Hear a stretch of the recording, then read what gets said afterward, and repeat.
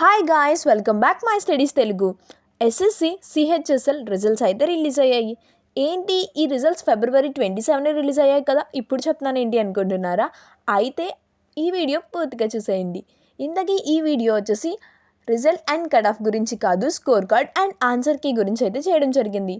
Score card అలాగే final answer key అయితే నిన్న 19th March 6 PM అవైలబుల్గా రిలీజ్ చేశారు. అండ్ ఇది వచ్చేసి మనకి 9th April వరకు 6 PM వరకు మాత్రమే అవైలబుల్గా ఉంటుంది. సో మీ స్కోర్ కార్డ్ని చెక్ చేసుకోండి. అలాగే ఆన్సర్ కీకి అయితే సెపరేట్గా ఒక లింక్ ఇచ్చారు. దాని మీద క్లిక్ చేస్తే రోల్ నెంబర్ అలాగే పాస్వర్డ్ అడుగుతుంది. దాని ద్వారా లాగిన్ చేసుకుని మీ ఆన్సర్ కీని అయితే చూసుకోండి.